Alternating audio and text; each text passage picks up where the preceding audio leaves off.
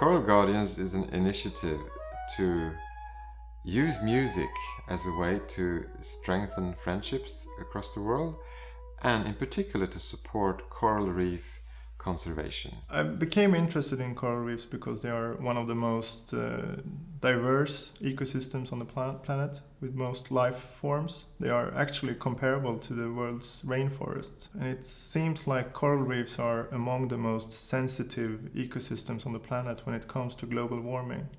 Only a few degrees extra in the ocean water is absolutely lethal to many of the coral species. And the situation today is unfortunately quite alarming. And if nothing happens during the coming 30 years, about 75% of the coral reefs could go extinct. There are many good examples out there of cases and communities that have done a lot when it comes to managing coral reefs in a sustainable way. But the problem is that they don't make a difference regarding the global trends. But therefore we need to acknowledge these cases, and then we have to also link together positive examples to gain momentum towards a sustainable coral reef management. Coral reefs are of course important for people living nearby tropical coral reefs, and they provide livelihoods to hundreds of millions of people, and they provide also an economic value that counts in billions of dollars. But we in Scandinavia, for instance, should of course care out of solidarity for all those people who are dependent on the coral reefs. And also coral reefs are important not only as livelihoods for fishermen living in the local areas, but also because they provide shoreline protection and actually protect the coasts during hurricanes and huge storms and so on, and even tsunamis actually. One of the main purposes of this project is to turn science into practice and have scientists like myself to really interact with these local processes of change. Coral reefs can actually function as a role model for sustainability and how human societies can change, because they live in this crystal clear environment with actually rather few nutrients, but still they manage to flourish with that extreme high biodiversity and extreme high productivity, even though they live in a nutrient poor environment. That is because they recycle everything. Moving towards some form of ecological stewardship of coral reefs require quite a major change in how we do things today.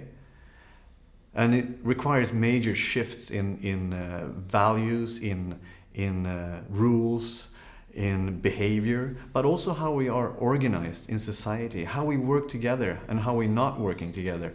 For example, today we tend to work very, very fragmented, like authorities or governments. They work in very fragmented ways, dealing with only particular parts of society or nature.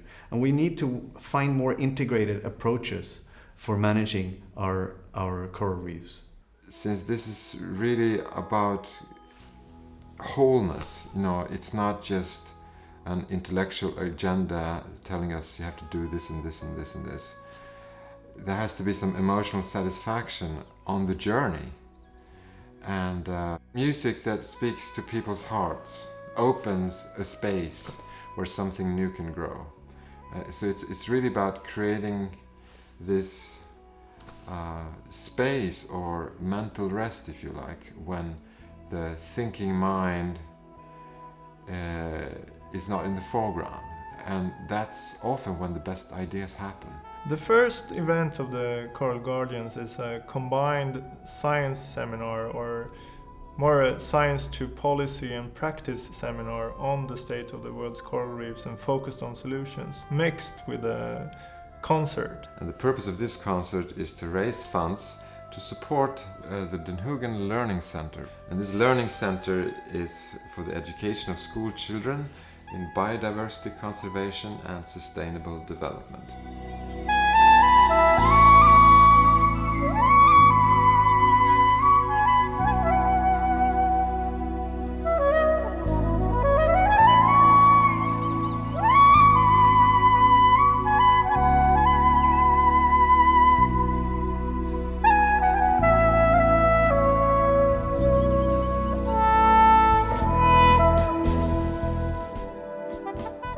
My hope hopes for the Coral Guardians project is that we need more positive communications when it comes to coral reefs in particular and the ocean in general, because there are so many doom and gloom messages. So we need to sort of focus on the solutions and what can actually be done in a local context to save these extremely beautiful and important ecosystems.